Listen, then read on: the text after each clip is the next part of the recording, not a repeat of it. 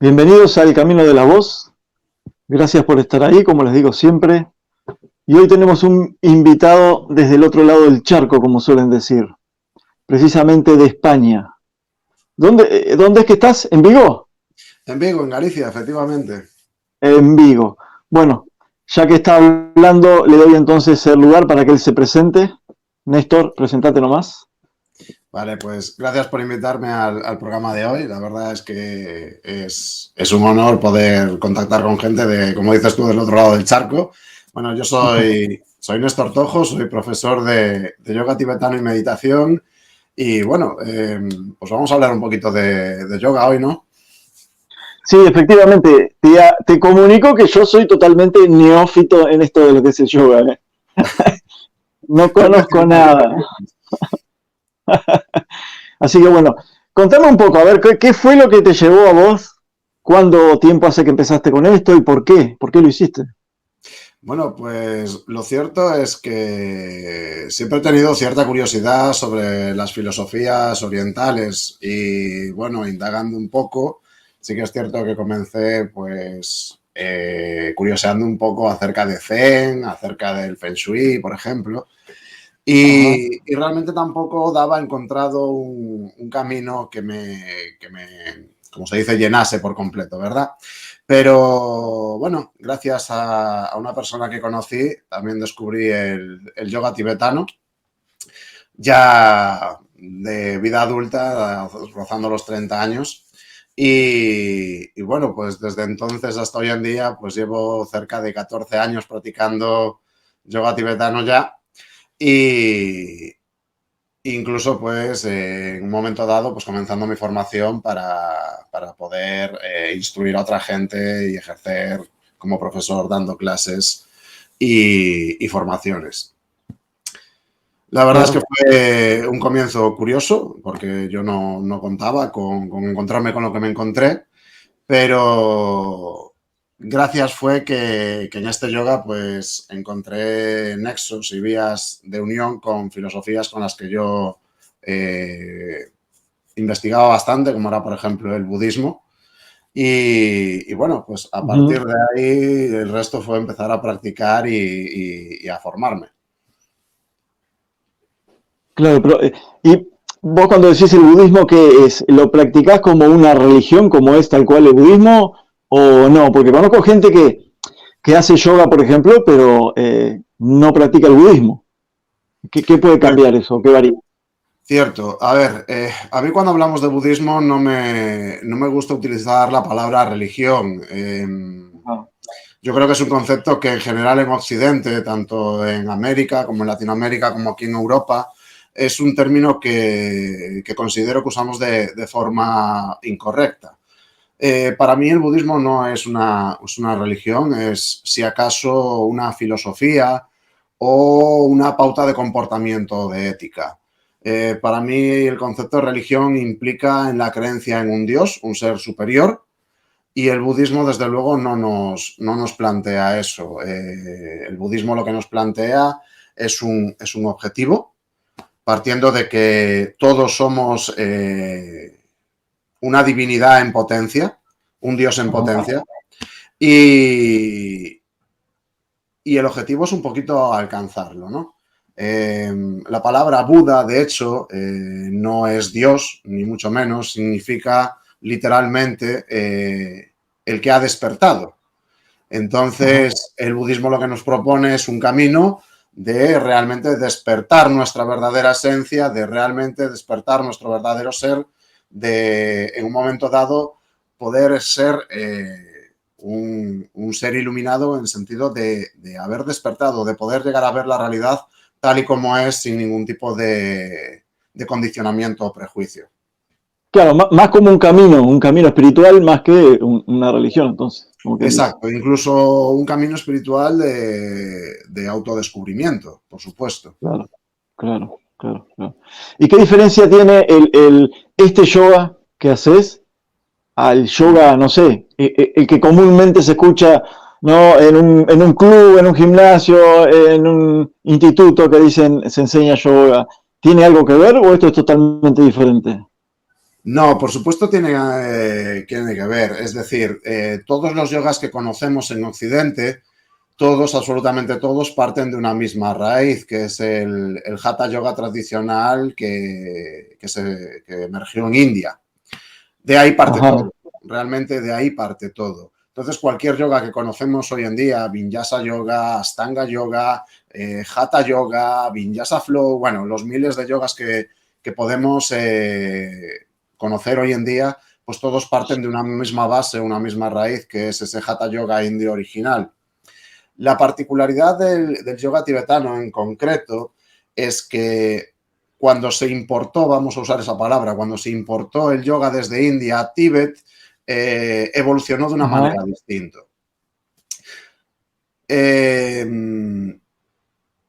Digamos que la fusión de ese yoga cuando llegó a Tíbet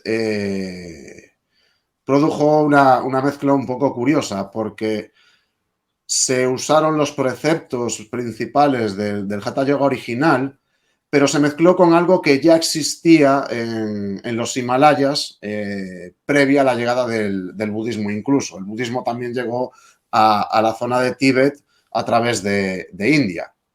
Entonces, lo curioso es conocer cómo llega ese budismo y ese Hatha Yoga tradicional a Tíbet y qué había antes en Tíbet para poder realizar esa fusión, ¿no? Entonces, bueno, la historia es básicamente muy sencilla. Hay un sabio en India que se llama Guru Rinpoche o Padmasambhava y viaja, marcha de India, viaja, se va a cruzar los Himalayas, entonces llega a Nepal y Tíbet y allí pues con todos los ámbitos que él fue conociendo, pues fue enseñando un poquito acerca del budismo, fue enseñando un poquito acerca de los movimientos que se practicaban en India conocidos como yoga y a partir de ahí todo eso evolucionó. El budismo cogió mayor fuerza en Tíbet incluso que en India, porque arraigó de una manera distinta y se convirtió en lo que conocemos hoy como budismo tibetano, ¿no? Con la presentación que tenemos hoy en día a nivel mundial, que todos conocemos el budismo tibetano, aunque solo sea por películas y por figuras muy concretas. Pero en Tíbet y la zona de Himalayas ya había algo antes de esa llegada del Hatha Yoga y del budismo en ese momento. O sea que se complementó con lo que ya había en el lugar, quizá. Exacto. En la zona de los Himalayas, Nepal, Tíbet, toda esa zona que comprende los alrededores del Monte Everest, por ejemplo, ¿no? Había ya algo que era la cultura nativa tibetana, en su mayor representación se conocía como Bon, que era, bueno, pues el clan familiar, la tribu, o como quisiéramos llamarlo, del momento en Tíbet, ¿no? Y esa gente ya tenía, pues, prácticas rituales, técnicas de respiración, prácticas espirituales, bueno, rituales, una serie de cosas, bueno, muy relacionadas también con el chamanismo, cosas que hoy en día también conocemos, que podríamos incluso desde la parte que os toca a vosotros ahí en Latinoamérica, pues, en cierto modo, encontrar un cierto grado de conexión en ese ámbito chamánico, ritual, por ejemplo, ¿no? Sí, sí. Y ellos ya conocían pues una serie de movimientos o practicaban una serie de movimientos a los que llamaban Nal-Yor. Y la palabra Nal-Yor significa directamente conocimiento de lo primordial. Entonces ellos buscaban a través de respiraciones, estos rituales, incluso movimientos, esa esencia del ser humano, ese conocimiento de lo primordial. Ajá. O sea que, porque por lo que yo tenía entendido, que quizá a veces uno, viste, de algún programa, de algún documental o de algún libro que ha leído en su vida, tenía entendido de que había llegado directamente primero a lo que son los monasterios en el Tíbet y que después de ahí fue pasando a la gente. Sí. ¿Estoy bien? ¿Eso está bien o no? Eso es en cierto modo correcto, porque Básicamente, lo que se importó desde India, pues llegó primero a los monasterios, ¿vale? Fueron los monjes un poquito los que empezaron a conocer, a practicar, a indagar un poco acerca de esa nueva corriente, y ellos fueron un poco pues formando ese estamento de monasterio donde empezaban a realizar las prácticas, recibir enseñanzas, la creación de los templos, el nombramiento de maestros, etcétera, etcétera. Pero es algo que en Tíbet ya existía en cierto modo, porque ellos ya tenían pues una religión propia, sus clanes, sus rituales, todo entonces fue evolucionando a partir de esa fusión. Ajá. O sea que quizá en ese momento, para cuando llegó este personaje hindú, porque digo así porque no me acuerdo el nombre, ya se me olvidó, ya existirían, los monasterios, ¿no? Allí ya había una religión que era una religión pues básicamente tribal, chamánica, que es la que conocemos como Bon. Ajá. Y fueron un poco los primeros en tomar contacto. Es curioso cómo cuando ves un poco acerca de la historia de los pueblos, ¿no? Ellos empiezan a ver que muchas de las cosas que se practicaban en India ya de algún modo estaban puestas en su cultura nativa con otros nombres. Claro, claro. Entonces, un poco la cosa fue evolucionando a partir de ahí. Nosotros tenemos como la figura de Buda, a Buda Sakyamuni, y es la figura de referencia, pero es que resulta que miles de años de antes de esta figura de Buda Sakyamuni, que es un personaje que existió de verdad, está documentado, hay bibliografía, Sí, etcétera, ¿no?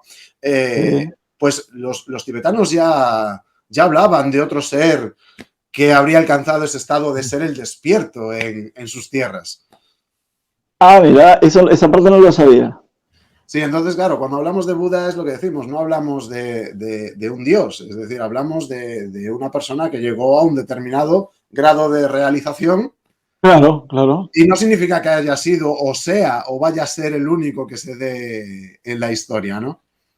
Claro, ¿y por qué, aprovecho, ¿no? Justo esto, ¿por qué se lo nombra a Buda o se lo ve en imágenes de diferentes formas siempre, como si fueran diferentes personajes? ¿Es así o eso es comercio? No entiendo. No, ni es así ni es comercio. Hay que pensar que figuras de Buda al final vemos por toda Asia, incluso aquí en Occidente, ¿no? Hoy en día. Entonces eso está más relacionado con el tipo de arte que se da en cada región. Es decir, tú puedes aquí coger en Europa 5 pintores y no todos pintan igual.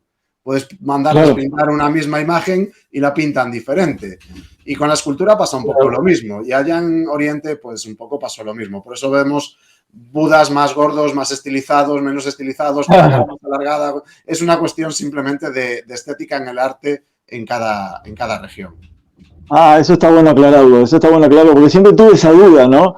E incluso una vez comenté con alguien, le digo, mirá, una imagen decía Buda, y era un hombre que estaba erguido y parecía más atlético, más bien parecía un monje Shaolin, ¿no?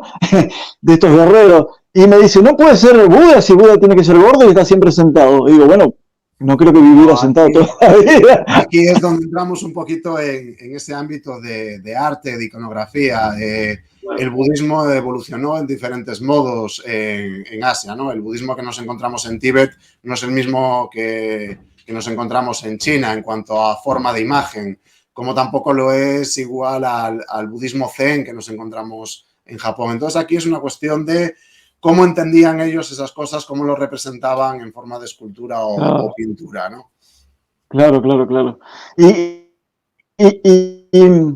Y bueno, pasando al tema primordial del programa, ¿no? Que es el tema del yoga. ¿Qué diferencia tiene con los demás yogas el que vos practicas? Bueno, pues el yoga tibetano tiene una particularidad, ¿no? Que es un poco la que comentaba al principio. Aquí en Occidente la enseñanza del yoga, pues se ha... Disculpame un momentito. Sí, tranquilo. Disculpa. Dale. Aquí en Occidente la enseñanza del yoga se ha, digamos, estandarizado mucho, se ha occidentalizado. Y bueno, hoy en día tú vas a algunas, no todas, por suerte para nosotros, escuelas de yoga y lo que te enseñan es un ejercicio físico con una serie de posturas. Pero sí, han dejado atrás un poquito quizás equipaje o maleta, que es explicar en algunos casos qué es lo que significa ese movimiento, esa postura o esa respiración que estás haciendo, ¿no? Y esto es algo que en el yoga tibetano, por ejemplo, se mantiene intacto.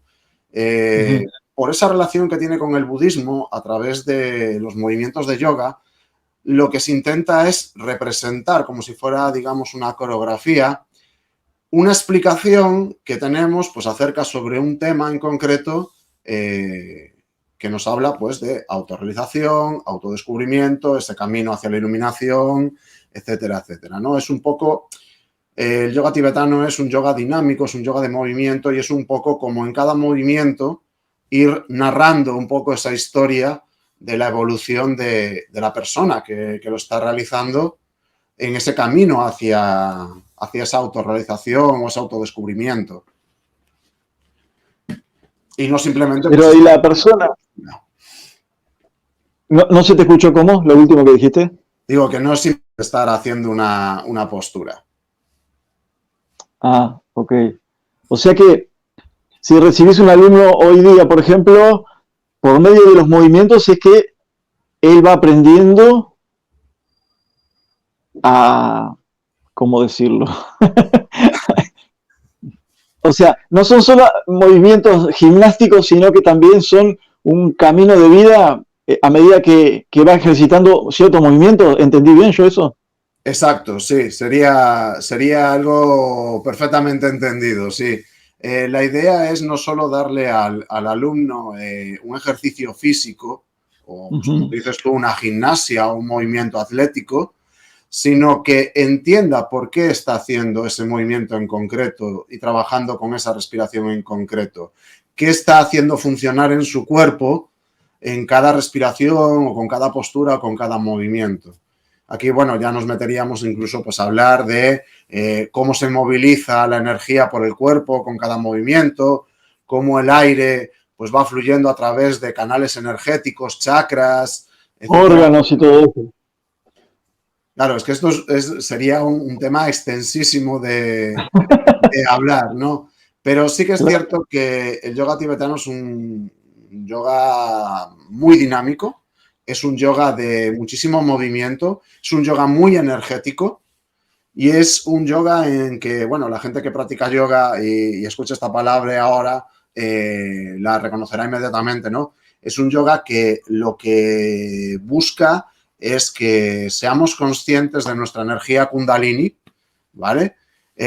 Podamos incrementarla y podamos también utilizar esa energía para alcanzar esa autorrealización o esa búsqueda de autoconocimiento, incluso pues una iluminación.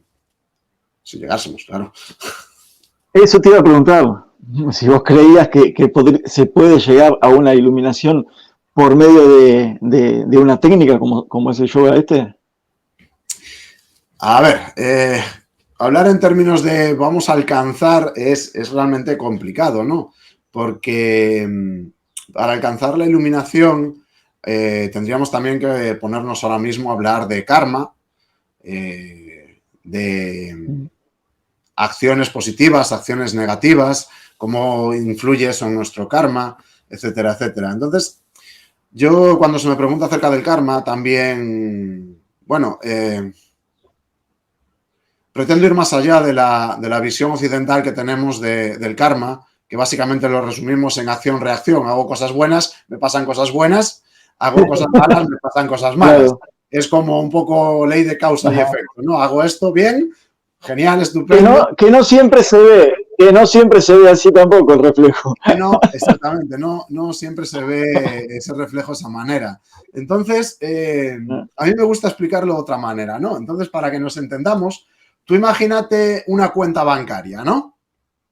Y tú tienes un saldo en esa cuenta bancaria que esa cuenta bancaria sería el karma, pues tú empiezas con tu saldo, en números rojos, empiezas en negativo. ¿Bien? Entonces tú le debes algo al karma. Estás en números rojos, debes al karma. Entonces la cosa es, a través de, a lo largo de tu vida, con tus acciones, con tus malas acciones también, que todos las tenemos, lo que tú vayas autodescubriendo, ese camino espiritual, etcétera, pues tratar de ir generando saldo positivo. ¿Bien? Entonces, tus buenas acciones, tu camino espiritual, tu autodescubrimiento, etcétera, etcétera, pues irían generando ese saldo positivo que te iría restando esa deuda que tienes con el karma. Y o sea, iría invirtiendo, como quien dice. Tus malas acciones van a ir generando deuda negativa que se va a ir sumando a esa deuda que ya tienes, ¿no? Pues alcanzar la iluminación sería que a lo largo de tu vida consiguieses dejar esa cuenta a cero. Ya no te digo en saldo positivo, sino dejar esa deuda en cero. Y eso es tremendamente complicado, porque aquí pues ya tendríamos que hablar de que, bueno, también venimos con un karma heredado de otras vidas, también el karma de nuestros ancestros, también tendríamos un poco, si no lo han subsanado ellos, pues tratar de subsanarlo. Entonces, claro, alcanzar la iluminación no es algo sencillo.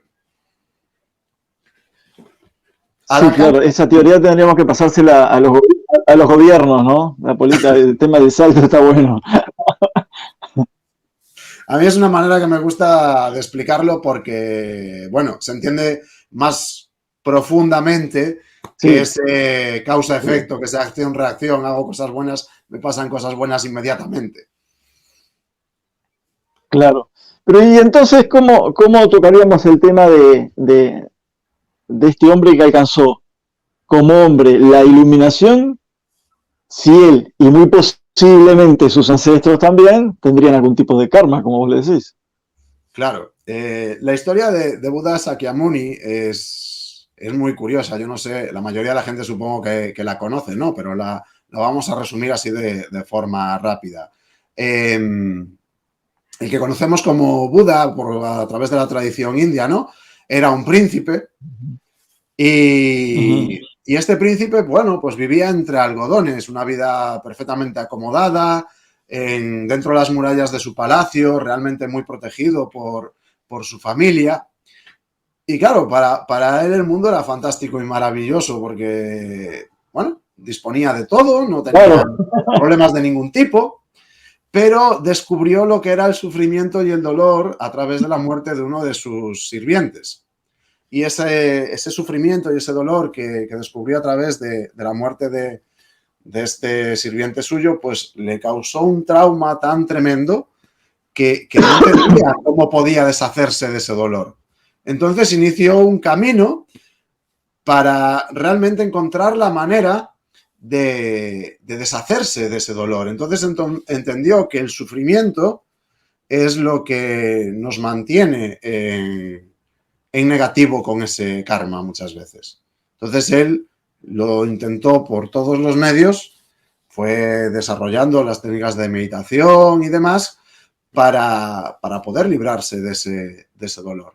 Y cuando consiguió librarse de ese sufrimiento, entonces fue cuando consiguió ver el mundo tal y como es, aceptar que, bueno, la muerte, por ejemplo, está ahí, que es un proceso natural, que hay que entenderlo como tal. Y a partir de ahí se fue, digamos, librando del lastre que le permitió alcanzar ese estado de iluminación, de despertar. Poder ver el mundo. Claro, pero ese sería su lastre, pero no el de sus antepasados. Bueno, es el de todos, ¿no? Todos en un momento de la vida, por una causa o por otra, somos víctimas del sufrimiento. Entonces, el sufrimiento es una de las causas que nos mantienen en deuda con ese karma, ¿no? Pero entonces, por ejemplo, este yoga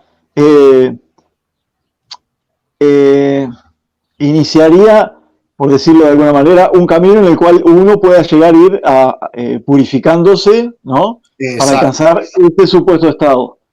Exacto, exacto. Esa sería un poco la idea. Claro, claro. Es Pero un yoga también ayuda a ver esos estados de conciencia o esas vidas pasadas, aunque fueran nuestras o de nuestros antepasados, también una forma de poder purificarlo para llegar, entre comillas, esa iluminación, ¿o no? Bueno, a mí hablar ya de conectar con el karma de los antepasados y demás es algo que quizás ya sería muy, muy complicado de explicar, ¿no? Pero sí que es un yoga que poco a poco te iría dando las herramientas para que tú vayas adquiriendo ese grado de conocimiento, de autoconocimiento, por el que conseguir aceptar y ver el mundo tal y como es, ¿no? Ya metiéndonos en este tema del que me has preguntado, es momento también de hablar de la filosofía principal sobre la que se sostiene la práctica del yoga tibetano, que es la compasión. Un término en tibetano que se llama Tonglen, que significa literalmente tomar, coger, agarrar, ¿bien? Y dar. ¿Y qué significa este concepto de Tonglen, de practicar la compasión? Pues significaría intentar traer para sí, para uno mismo, todo el sufrimiento del mundo, para transformarlo en nuestro corazón a través de esa compasión y devolverlo al mundo en una forma de luz. Y a través de ese trabajo de tratar de transformar oscuridad en luz, de tratar de transformar sufrimiento en compasión, es la manera en que conseguiríamos alcanzar esos estados de realización o, bueno, como queramos llamarlo en el momento en el que estemos, ¿no? Sí, sí. Está muy, muy apasionante. A mí toda la parte esa de filosofía me gusta muchísimo. Capaz que por eso agarré para ese lado, más que por la parte física. Claro, hablar de yoga tibetano claro. Es inevitablemente hablar de todo esto, ¿no? Es hablar de esa ética, hablar de esa filosofía y de ese principal concepto del que estamos hablando ahora, ¿no? Ese coger el sufrimiento del mundo para en nuestro corazón, a través de la compasión, transformarlo y poder dar a todo el mundo luz, amor, compasión. Claro, esto es ¿Cómo un tomás? trabajo, te puedes imaginar, tremendo. Eso te iba a decir. Imagínate, o sea, tener una persona delante, intentar simplemente en un momento dado decir, Dios, yo te arranco ese sufrimiento, te lo quito del cuerpo, me lo traigo hacia mí y aquí voy a transformarlo como si transformase plomo en oro y después te voy a dar todo eso transformado así, porque sí. Claro, pero ahí estarías infligiendo en lo que la otra persona tendría que experimentar como parte de su vida, quizá, para el aprendizaje y su camino. Bueno, esto es algo que los tibetanos dicen que todo este trabajo tiene que empezar por uno mismo para poder luego extenderlo al resto del mundo, ¿no? Es decir, tú ahora mismo, si quieres iniciar ese camino de compasión, el primero con el que tendrás que trabajar es contigo mismo, es decir, tus propias oscuridades, tu propio sufrimiento, pues empezar a transformarlo, ¿vale? Y a través de toda esa oscuridad que podamos tener dentro, intentar sacar esa luz fuera, ¿no? ¿Y cómo vivís esa dualidad? ¿Cómo se vive desde el yoga la dualidad de lo negativo, lo positivo, lo oscuro, lo blanco, como quieran llamarlo? Pues en Como primer lugar, algo, comprendiendo que en el mundo hay esa dualidad. claro, pero estamos hablando de un camino en el que supuestamente uno lograría superarse, eh, y para superarse tendrías que transmutar una de las dos partes. Eh, vas bien encaminado, pero no es del todo correcto según lo explican los tibetanos, ¿no? Cierto es que nosotros vemos el mundo en forma dual, es decir, vemos blanco-negro, vemos izquierda-derecha, vemos hombre-mujer, sí. ¿vale? Entonces, ese camino que inicia el yoga tibetano parte de que, aunque el mundo en un determinado punto es dual, la realidad es que todo, absolutamente todo, comparte una misma esencia. Y entonces ya no habría diferenciación. Es decir, no habría ni negro ni blanco, no habría ni hombre ni mujer. Todo comparte una misma esencia que todos los seres humanos compartimos, independientemente de las dualidades, ¿no? Es decir, claro, tendríamos que buscar la manera de encontrar ese punto de unión en nuestra propia esencia que nos une con algo mucho más grande que nosotros, que sería una energía o un universo que tenemos encima o delante nuestra, ¿no? Hay una manera de explicarlo sencilla. Tú imagínate 2 gotas de agua, ¿no? Esas 2 gotas de agua son la dualidad, ¿no? Pero si yo echo esas 2 gotas de agua en el océano, ¿dónde ves ahora la dualidad?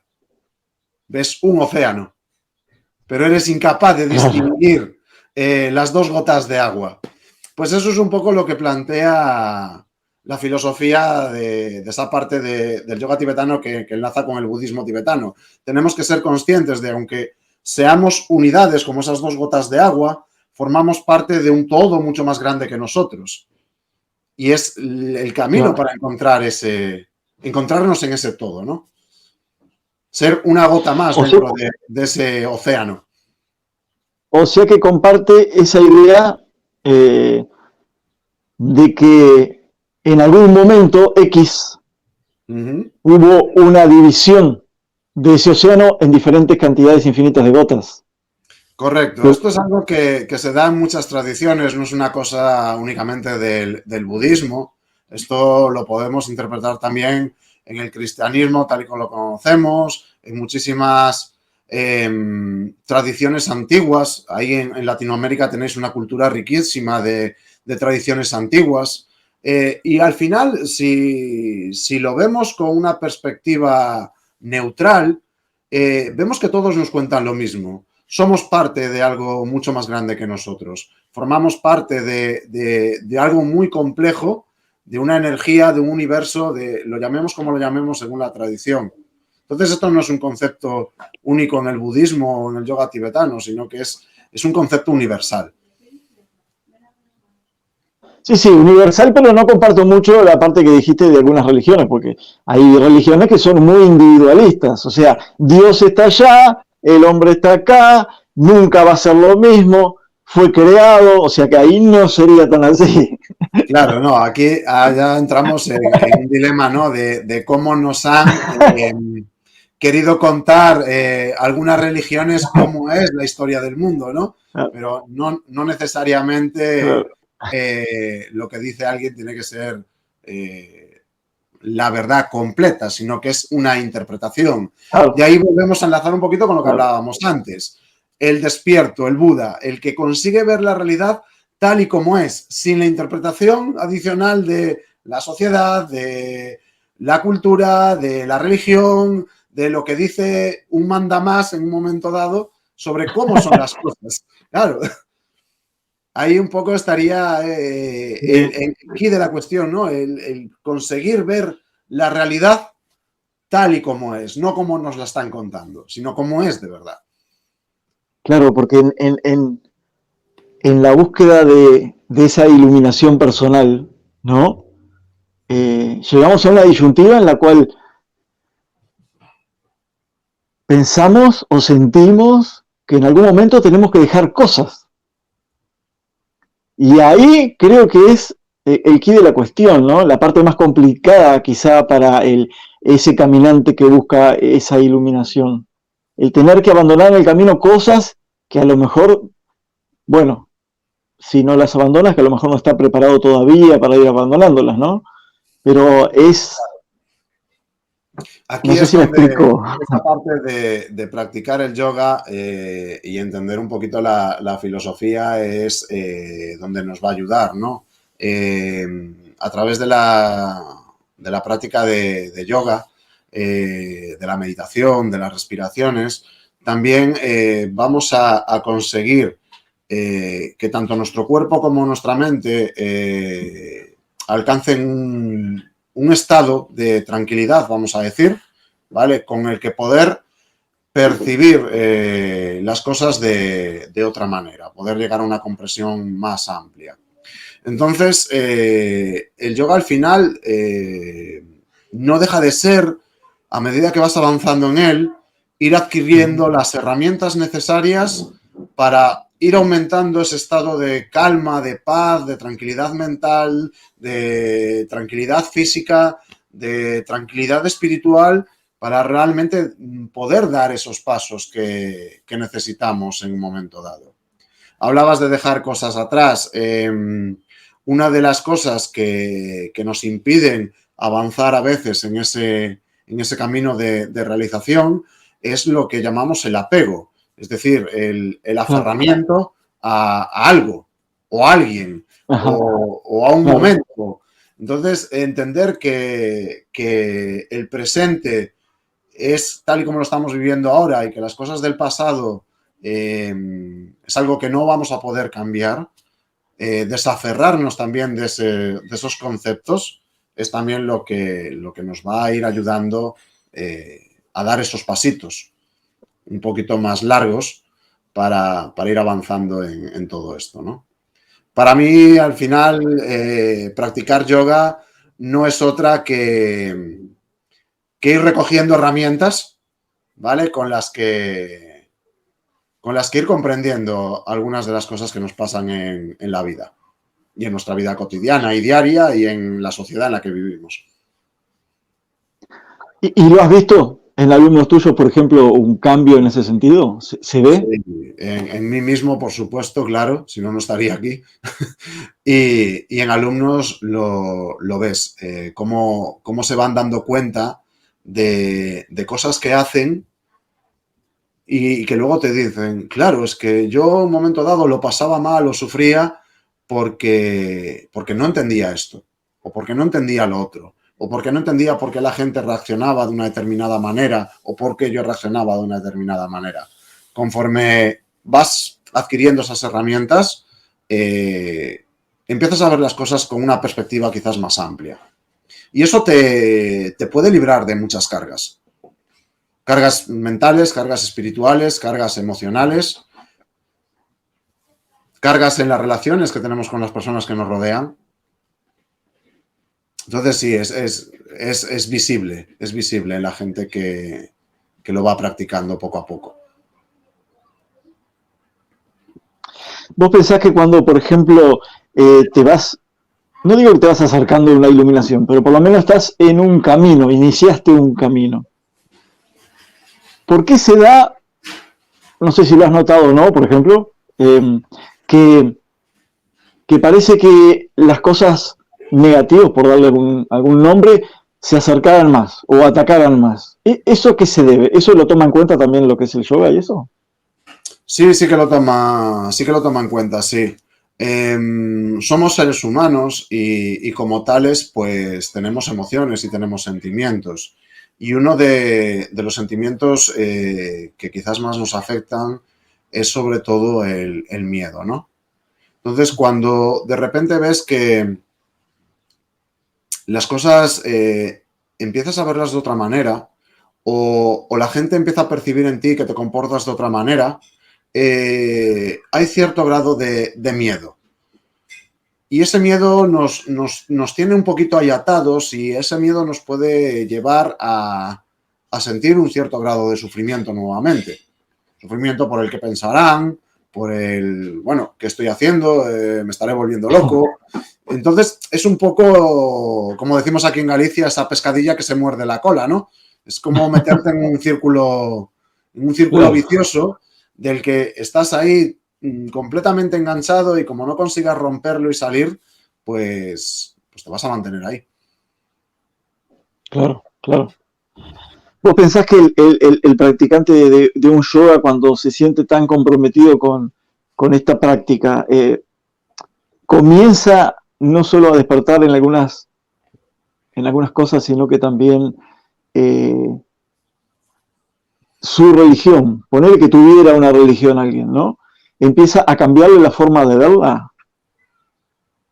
Probablemente la empiece a ver. Yo tengo muchos alumnos y alumnas que son cristianos practicantes, ¿vale? Y también en esta gente he visto cómo al ir comprendiendo determinadas cosas, su mente se ha abierto más. Han adquirido quizás una visión más amplia de que simplemente el dogma que les habían impuesto, ¿no? Entonces, empiezas a ver las cosas con, bueno, un cierto grado de objetividad. Un poquito más neutral. Es decir, yo creo que te abre un poquito la mente.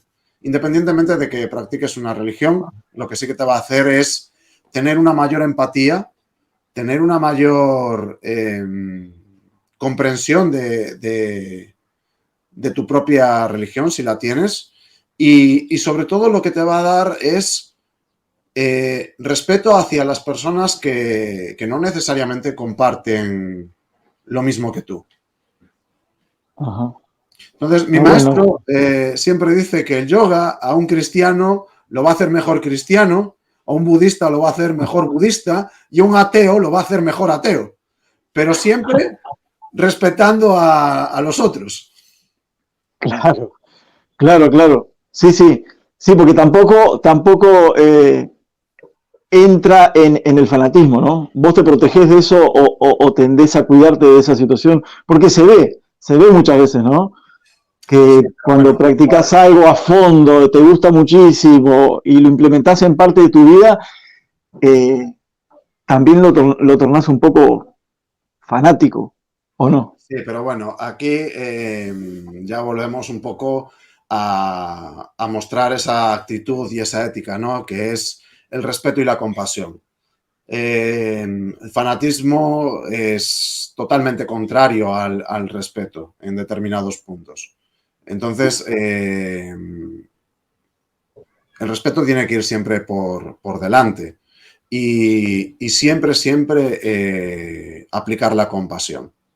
La compasión es un poco como la llave maestra que abre todas las puertas, ¿no?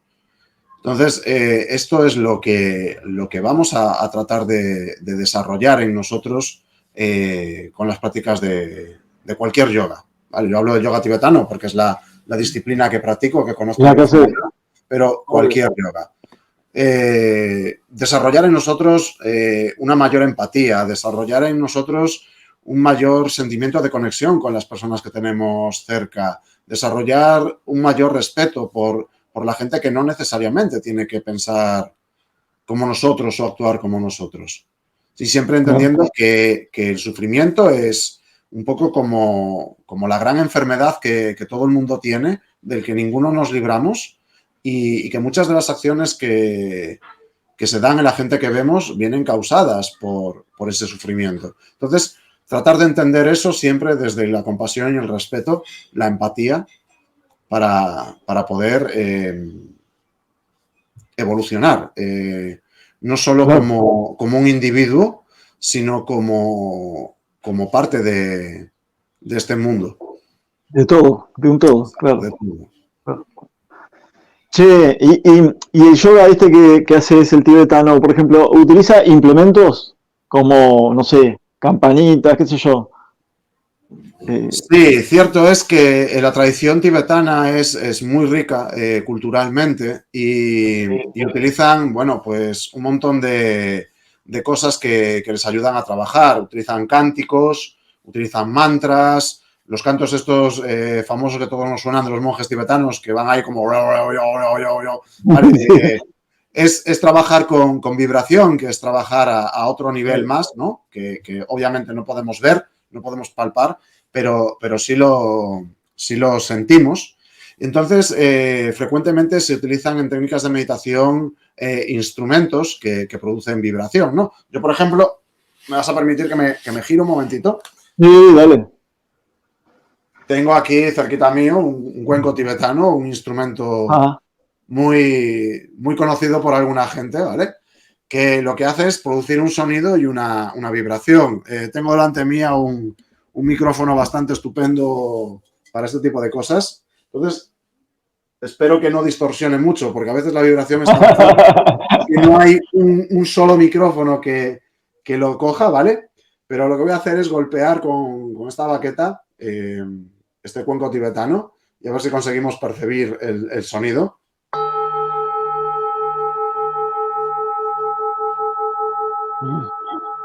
Lo percibes, ¿no? Lo sientes. Muy bueno. Que tengo la baqueta en la mano y sigue sonando. Sí. Si te lo acerco un poquito al micro, verás que todavía suena. Sí, se siente muy claro. Bueno, pues estos son instrumentos que utilizan, por ejemplo, los tibetanos para practicar meditación, ¿no? La idea es concentrarse en este sonido, concentrarse en esa vibración y a partir de ahí que esa vibración y ese sonido, porque esto también emite la vibración una frecuencia muy concreta, active, ya hablando así un poquito en términos más científicos, active determinadas cosas en nuestro cerebro, generando determinadas ondas que nos van a ayudar a concentrarnos, a relajarnos, a generar una serie de sustancias que produce nuestro cuerpo con las que pues vamos a adquirir una mayor relajación. Luego sí que es cierto que hay campanas, no tengo ninguna cerca, pero hay campanas, pero sí que es cierto que el sonido del cuenco tibetano es muy típico de esta tradición. Ahí te lo hice sonar otra vez, no lo veis porque no me coge la cámara, pero ahí lo... Sí, se siente. ¿Y esto lo usás en las clases también? ¿Lo enseñás? ¿En el yoga tibetano se enseña? Esto es algo que muchas veces en mis clases también trato de utilizar y muchas veces lo que propongo son incluso sesiones enteras donde durante una hora pues vamos haciendo sonar diferentes cuencos tibetanos, diferentes instrumentos, incluso tambores y instrumentos así antiguos y hacer, bueno, pues una meditación, una relajación quizás más profunda que simplemente sentarme aquí ahora, cerrar los ojos e intentar hacer una meditación. Claro. Sí, también he visto que tienen como una especie de trompetas que son muy largas. Sí, también. Son trompetas ceremoniales y las suelen usar también en momentos muy concretos, también pues para llamar un poquito a los monjes, en este caso, ¿no? A la meditación, ¿no? Pero en cualquier caso es que cualquier instrumento antiguo, en Latinoamérica los tenéis también, instrumentos antiguos, ancestrales, muy potentes, pues los tambores, las flautas, las quenas, sí. Todos estos instrumentos, independientemente de la parte del mundo en la que sean, comparten una característica común, que es que vibran a una frecuencia muy concreta. Y esa frecuencia hace que, bueno, nuestra mente, nuestras neuronas se activen de una manera en la que nos lleva a un estado de tranquilidad, de calma, de paz, ¿vale? Y a partir de ahí poder desconectar partes de nuestro cerebro que tenemos alerta constantemente y con las que en activo no podemos recibir una información, pues sí poder recibirla consiguiendo que otras neuronas se movilicen de una manera más amplia, ¿no? Eso es una parte muy interesante y aparte, bueno, yo que también tengo un poquito por parte de madre raíces, como sabes, uruguayas, todo esto del yoga tibetano también me ha hecho investigar muchísimo acerca de instrumentos de todo el mundo y al final pues lo que acabas viendo es un poquito eso, que todos comparten un mismo patrón. Lo llamemos de una manera u otra, lo cierto es que en todas partes del mundo hay una especie de lenguaje universal que conecta unas tradiciones con otras y empiezas a no ver esa dualidad de la que hablábamos. Empiezas a ver que realmente todo está conectado. Es como si hubiera una especie de hilo invisible energético que nos conecta y ha adquirido diferente forma en una parte concreta del mundo, pero la esencia es exactamente la misma. Sí, como distintas ramas de un mismo árbol. Sí, exacto, justo, tal cual. Claro.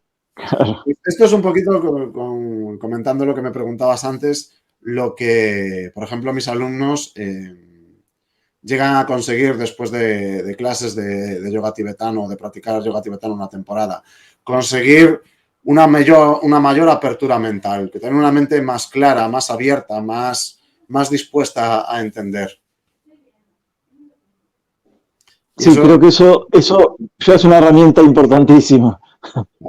Yo aquí a mucha gente se lo digo, el yoga, independientemente de cuál, es algo que tendríamos que incluso enseñar en el colegio a los chiquilines.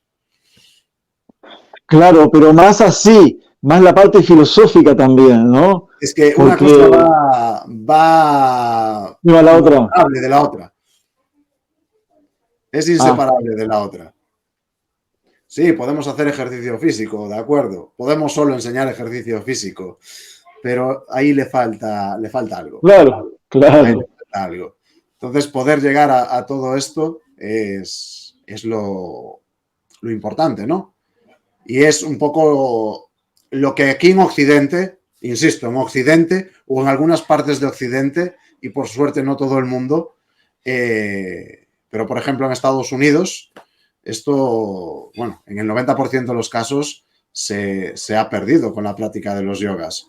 Es una moda, un ejercicio físico, no sé, algo, una gimnasia. O se han transformado en una secta, como ha pasado muchas veces también. Sí, pero bueno, aunque se transformen en sectas, no deja de ser algo que en Estados Unidos se sigue vendiendo más desde el marketing, la moda, el ejercicio físico y ya está. Pero se dejan atrás muchas cosas, ¿no? Y desde las tradiciones tibetanas lo que se intenta es precisamente que sea un camino de conocimiento, no solo de ejercicio físico, sino de conocimiento. Y a vos,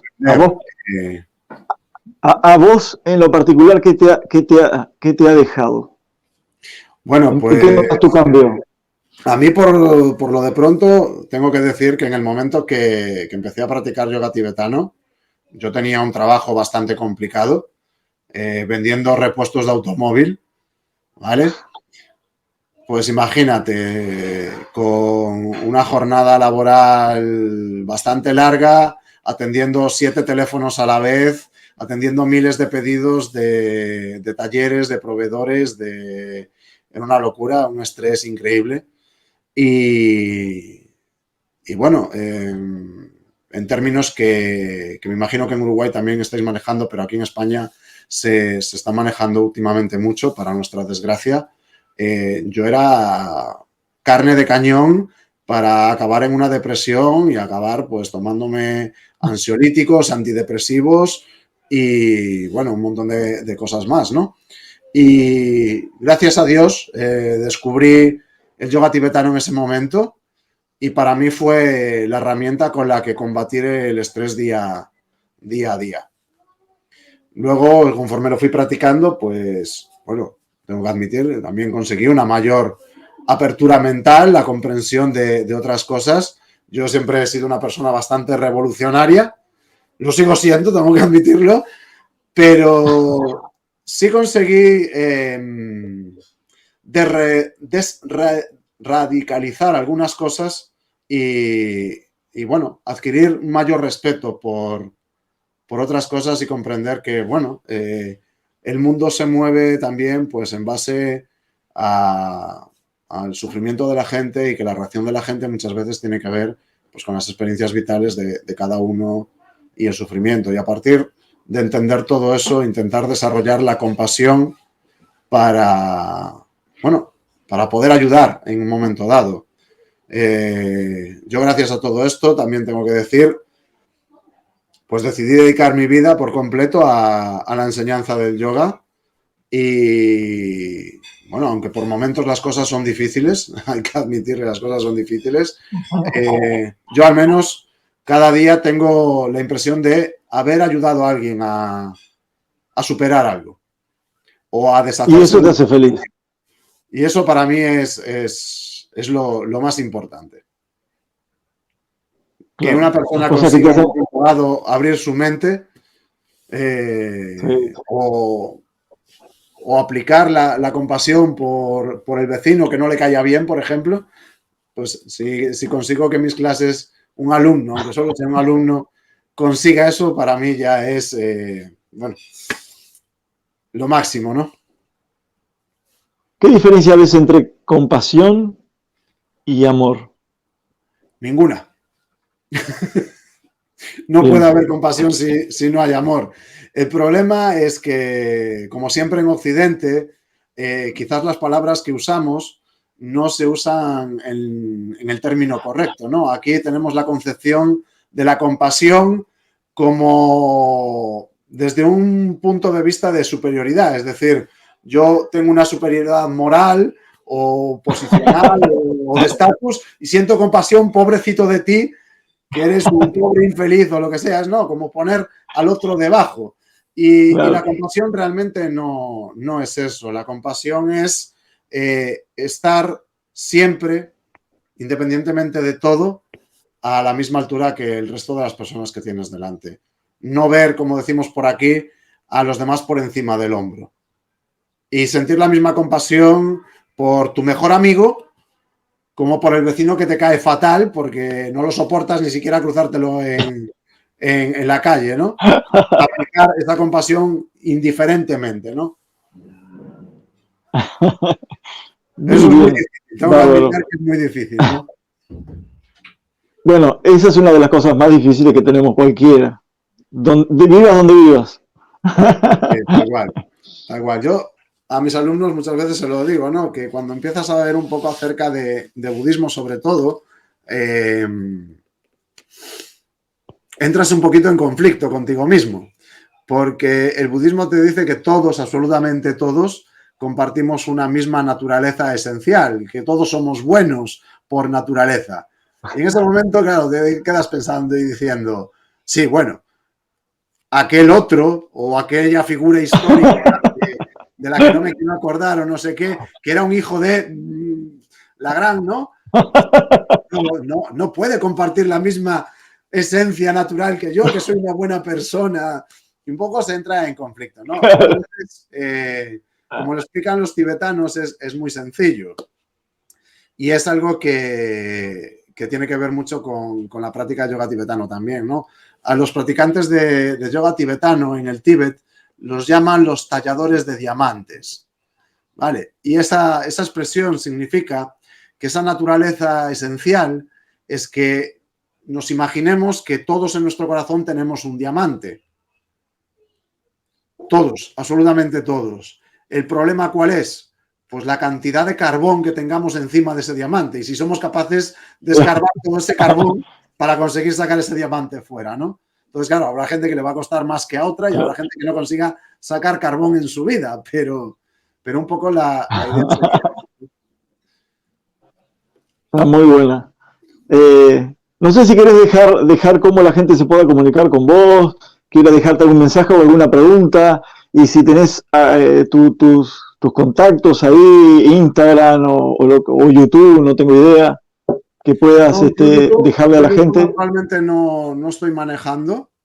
Lo que sí que estoy manejando es Instagram, el mío propio y el del Instituto Internacional de Yoga Tibetano, que es la entidad que tenemos aquí en Vigo, responsable de la formación de yoga tibetano y de la enseñanza de yoga tibetano. Y manejo esas dos cuentas de redes sociales. Néstor Yoga Tibetano es muy facilito. Simplemente con teclear eso en el smartphone o en el ordenador, Néstor Yoga Tibetano todo junto, ya se me encuentra muy fácilmente. Y desde ahí es muy fácil enlazar con el Instituto Internacional de Yoga Tibetano que está aquí en Vigo. Bien, yo te comprometo acá, delante de los que puedan estar mirando este programa, de que cuando alguno de los suscriptores te haga alguna pregunta en la caja de comentarios, entres cada tanto por lo menos y le contestes. Vale, perfecto, perfecto. Pues sí, procuraré conectarme a Porque YouTube y ver los comentarios bueno, de esta charla, de esta conexión de hoy y sí, contestar a las ahí respuestas, va. por supuesto, que puedan surgir.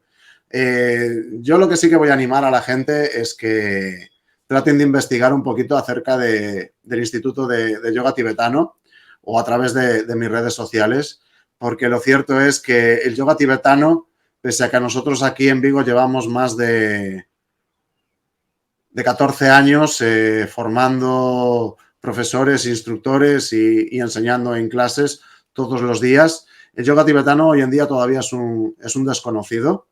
Sí.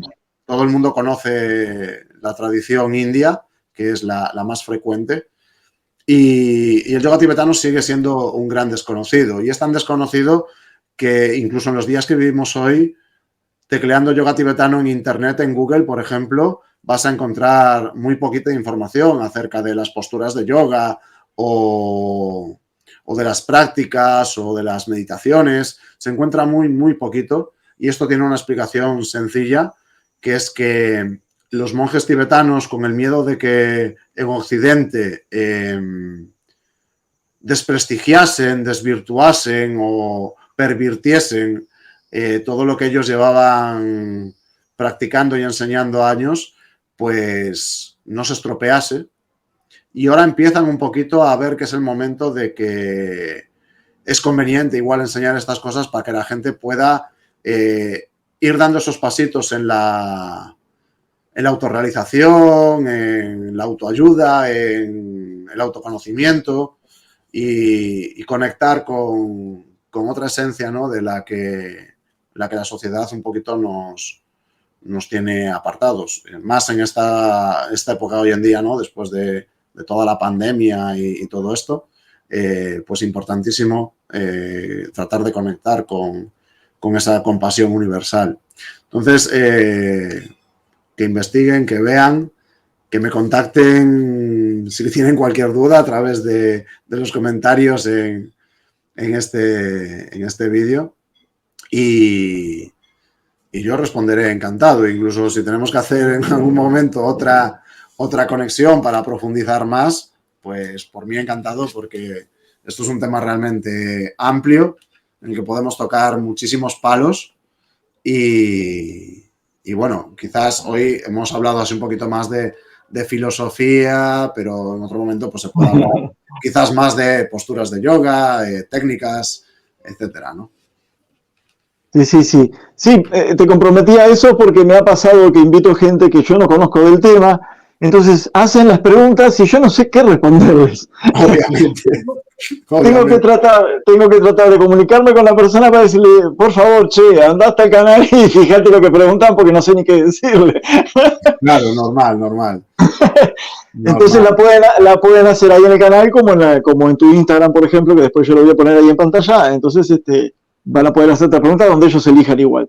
Pero ya te comprometo a que no hagas como esos tibetanos de antes, que no querían comunicar mucho de lo que sabían, por miedo a que se divirtúe, porque me gustaría en algún momento no solo continuar un poco más con el tema de esto de las posturas que vos decís, que no sé cómo vas a hacer para explicarlo ahí, no sé si tendrías que ubicarte y mostrar las posturas o cómo, pero sobre todo a mí, al menos a mí en lo particular, y como soy el dueño del canal lo voy a hacer, me gustaría que un día que tengas disponibilidad de tiempo me avises y puedas hacer una sección de meditación, enseñar a la gente a meditar.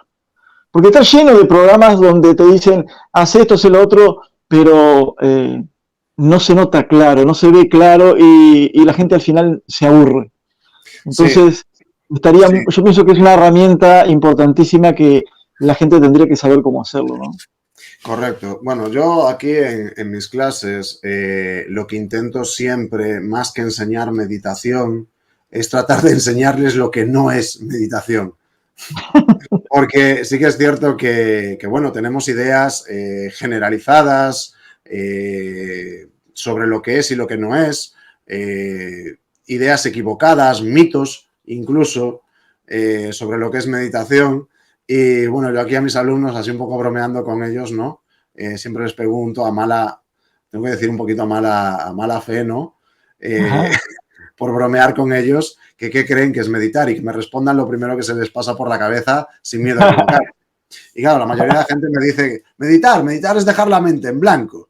Y mi respuesta inmediata es, no, eso es lo que creemos aquí equivocadamente, pero meditar no es eso. Y para mí la definición de meditación es conseguir parar el flujo de millones de pensamientos que tenemos en la cabeza para centrarnos y pensar en una sola cosa.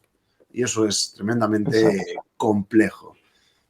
Pero para mí enseñar meditación parte siempre de enseñar lo que no es meditación. Y meditar no es dejar la mente en blanco. Eso sencillamente no se puede hacer, sino conseguir el grado de atención correcto para centrarte en una sola cosa.